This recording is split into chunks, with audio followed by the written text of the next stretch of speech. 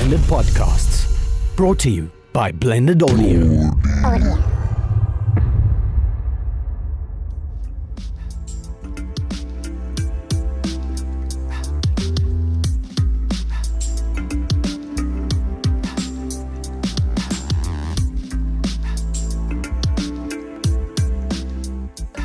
Hello and welcome to Centre Stage, the South African film and theatre podcast. I'm Peter Bates, your host, and as always, I'm joined with me today by... Alastair. Hello. Hello. So, Alastair, today we're talking about theatre. What a surprise for the South African film and theatre podcast. We're talking about theatre, but we're talking about non-conventional theatre. So by non-conventional theatre, we're talking about... What do we mean by that? I'm getting there. What do we mean by that, Alastair? You tell me. It's a very broad spectrum, actually. It's just sort of theatre that is something that's non-conventional. Scripted, something that you perform, but it's not like in a traditional space. Examples, and my it's not friend, performance you've lost art. me. Examples, my friend, you've lost So, me. like escape rooms. Is that a kind of is escape room a kind of theatre? Well, that's what we're going to discuss right now. Is it a form of theatre? Ooh, that's interesting. Because some people would say yes. Well, you definitely have a script. Okay, so sorry, let's just remind our audience what an escape room is. Okay, so basically the whole idea behind an escape room, is that you have a room and it's filled, there's like a mystery element to it. Yes. It's usually filled with a bunch of puzzles and clues. It's usually a group activity, so you have a whole bunch of people go in and they solve the puzzles and the clues in this room to unlock the door and to get out. Okay, so you've got different themes, like there's the Haunted Mansion theme and there's like the nautical theme and all that kind of thing. Yes. Okay, so people call that theatre. Okay, so that's how. I don't think people normally call that theatre, but like I've people had would. people who have referred to that as theatre. Yes. Okay, so that's our first. Is this theatre or not? Our second one was murder mysteries. okay, like a murder mystery dinner kind of thing. Yeah. Where you have to like come and you have to be in character. So you get an assigned role, and then like somebody is the role. murderer, and you have to figure that out. Okay, so that's our second kind, and then our third one was And then our third one is we're going to talk about invisible theatre. okay, but you said you're not going to tell me about that until we start discussing it. Yeah. So we'll get to that. I don't actually know what invisible theatre is. Okay, It's not that like amazing, but like okay. So what do you need? What do you need? Like how do we analyze this in terms of like, is this theatre? okay. Well, when people think of theatre, they generally think of auditorium and a definitive audience. You guys sit in the dark, we'll stand in the light and entertain you. Exactly. It's we'll a little speak bit more words on complex than that. stage. And if you caught our episode last week, you'll understand exactly how complex theatre can be when we spoke to Fayron and Yes. she talked about, the writing process and all that. But, at its basic element, you need an audience, you need something to say, and you need a place to perform, right? So is an escape room theatre? Well, there is some scripting. There is like a set out events, like, you have to solve this and you have to solve that, and there's like an order of things. You have an audience. Who would the audience be? The people who are Who would be the participating. audience? The participators are the audience and the actors. And the actors, But they are don't. They're performing it. It kind of blurs the lines, right? Because Yeah. how much are they performing and how much are they? You see, they're not inhabiting a character. They're just people who are They're being who are themselves. solving a puzzle. But they're in a situation that is manufactured, Yes. which is different from like an everyday situation where it's sort of like things come at you randomly. Like this is like you're in a room. We're getting and you very, have very. and you have these like inputs and they're like structured. Yeah. So they are, I would say, acting in a way. So there are structures, yes, but that doesn't make them actors. I mean, you could say like, well, there's a structure in theatre. It's the script. Yeah, but that doesn't necessarily. I mean, yes, we talked about this last week with script, that like a script doesn't make a play, but It's an essential part of it. It's an essential part of it. So escape rooms, the performer is the is the audience. It's like the audience is performing. But I think we have to look back. We've spoken in previous episodes about theatre not necessarily having like an actor-audience dynamic. Yes, with, I remember that. With like performance theatre and stuff. Yeah. But that sort of stuff is still called theatre. Why? Ooh, okay. So an escape room then is a kind of theatre. It's just very different because you kind of have the audience. It kind of blurs the line between audience and actor. I almost want to say participant, because the audience is in traditional, like you are in an auditorium theater. The audience is an active participant in the process. Okay, so the actors are saying something or presenting something, and the audience is interpreting something from that.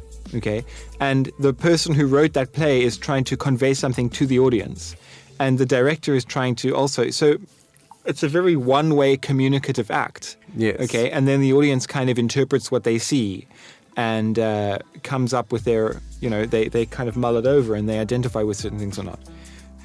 So in that way, we have theatre, but then we also have theatre where the audience is driving the action.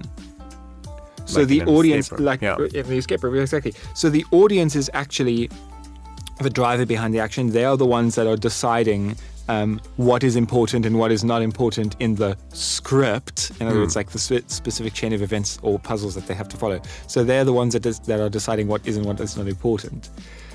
It's actually interesting. There's another form of collaborative theatre. Can we call it that? Like, for example, role-playing games. Like Yes. the one everyone knows, Dungeons and Dragons. Is that a form of theatre? You see, Ooh. so we've got a bunch of people sitting around a table. Well- We've got a bunch of people sitting around a table. We've got the guy in charge, or the person in charge, the game master, who has a full story written out. And each of those people sitting around the table inhabits a character. Okay?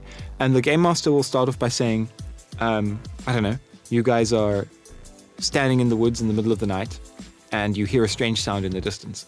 And it is up to each character each person to play their character within the rules defined by the game master.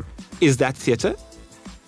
I would say yes. Because the stories that come out of that and the interactions are a collaborative force. Yeah. It's almost like a workshop in a certain. It's actually very similar to the workshop theatre process. Here is a framework under which we're all going to operate, and then let's see what happens. Each of you inhabit a character.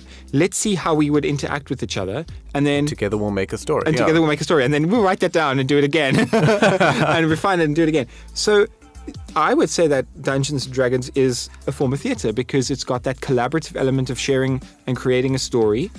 And however, it's not done for an audience, but the audience, and by audience I mean audience literally audio, like audience means the listeners, but audience means, in my mind, the ones who are being entertained. Yeah. So the audience and the performers are one and the same. Yeah. And the same thing in an escape room. I think it taps into that whole that aspect of the mind as well. The difference is that the escape room, like we said earlier, it's us, it's the people. There's no characters. Whereas Dungeons & Dragons and like murder mystery dinner parties and stuff, you get given a character and you come as a completely different character with like prompts and stuff.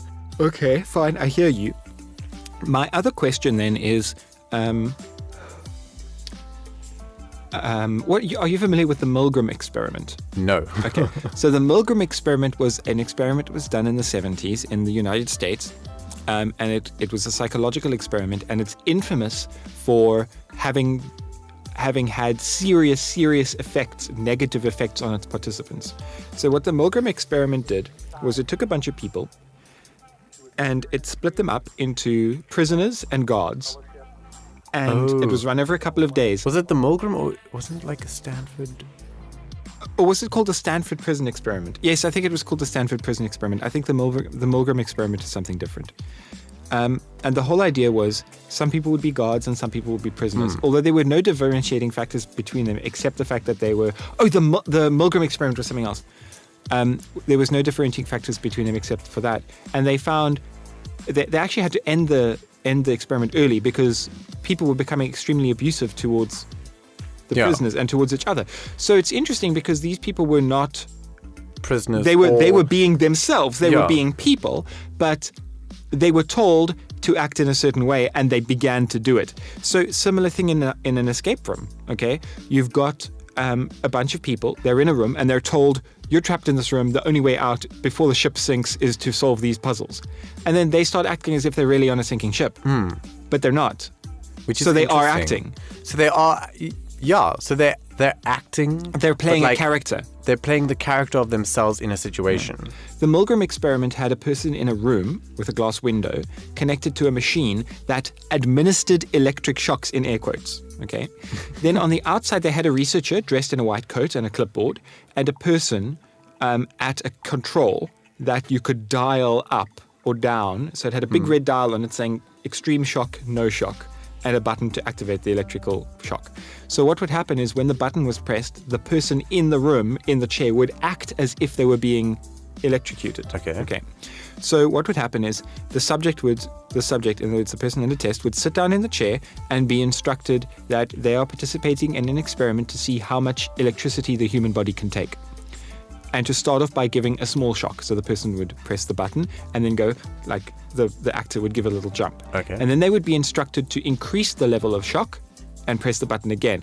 And eventually, it was fascinating because it looked at exactly how far a person is willing to go with an authority figure telling them to do something that they didn't agree with.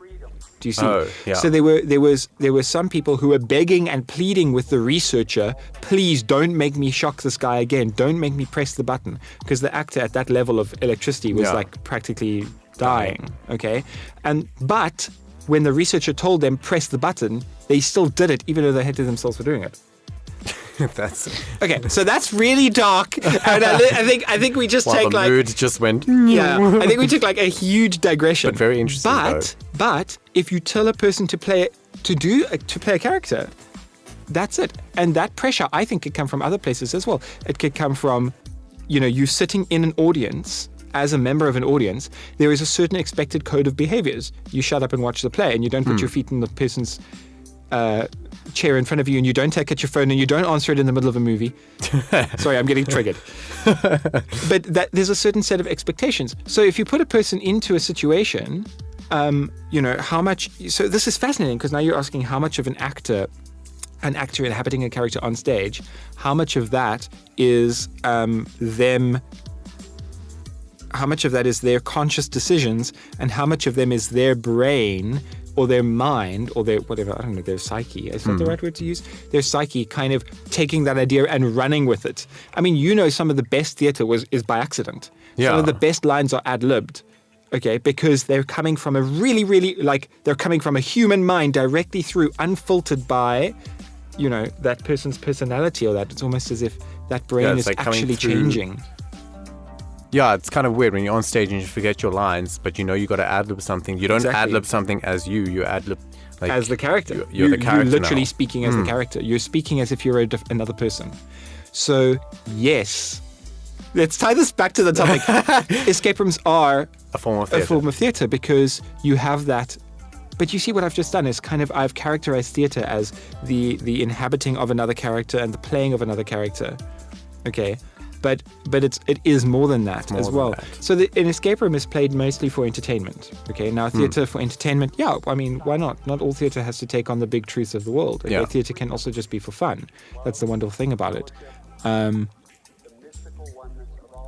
So an escape room is a kind of theater, but we have these people who are so deeply involved and inhabiting this character, but it's all just for a laugh. It's all just for fun. Yeah. It's kind of an interesting little dichotomy there. I think that's quite strange.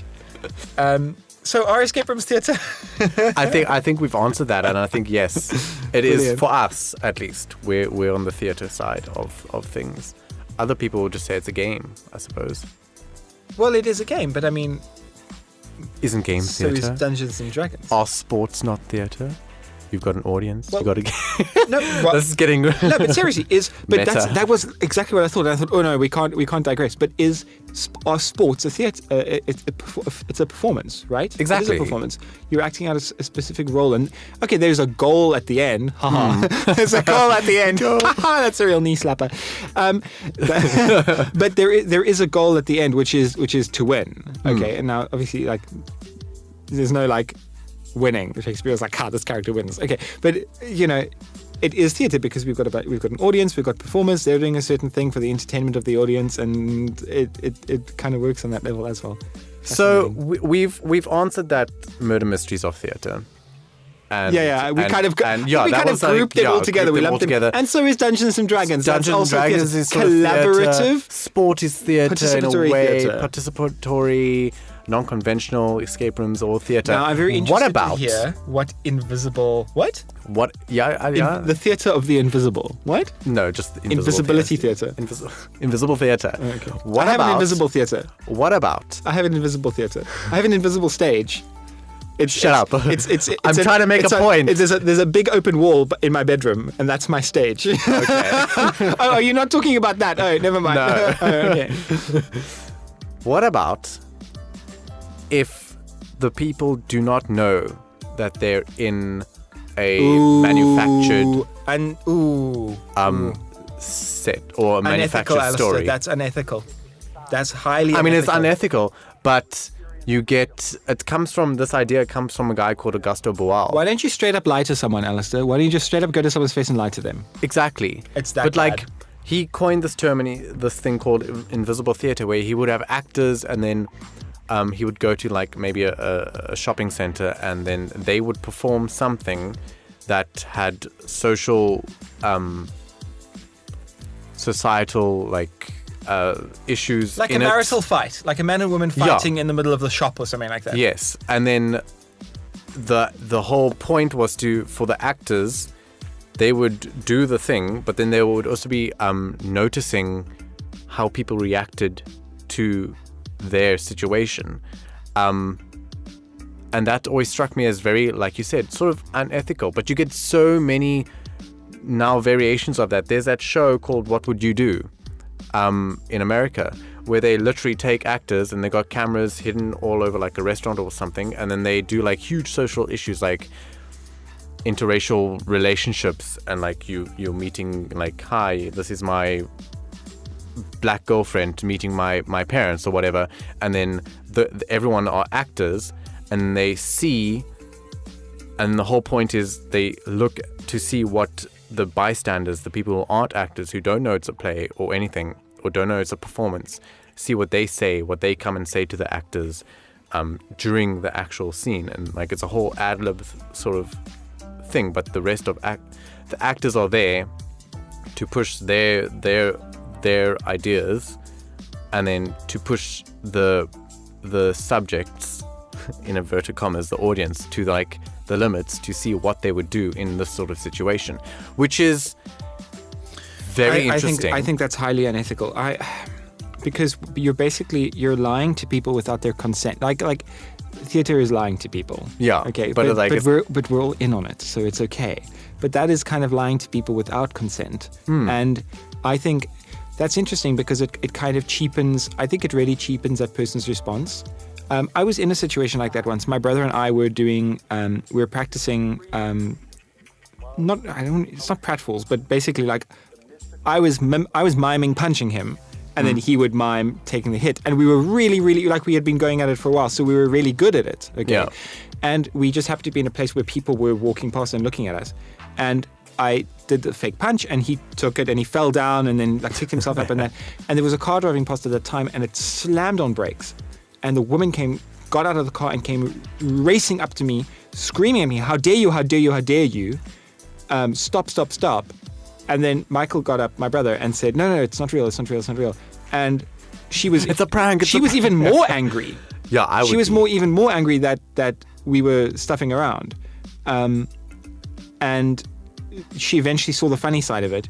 And I mean, my brother and I felt very bad. Like, I thought it was funny towards the end. At the moment, I was like, oh, this is funny. But then I realized that I actually had really upset this woman. Yeah.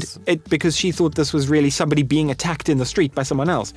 And I don't think it's fair. I think in a way it also cheapens a person's response because they've done all they can. They're doing what they think is the right thing.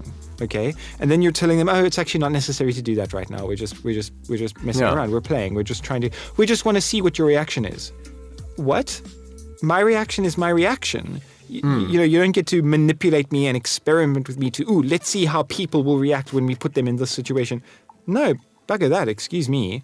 That's also, it's like often, I mean, the point of invisible theatre came about doing very like, I mean, you use the example of a marital tiff, but they would do like very serious issues that people like in the country. I think he comes from Argentina, so like they would talk about do things like very political things and like stuff that people are very invested in, and then to sort of, like you're saying, they put like the bystanders would like get involved and give their everything and give their all, and then they like just shrugged off at the end of, oh no, it's just an experiment.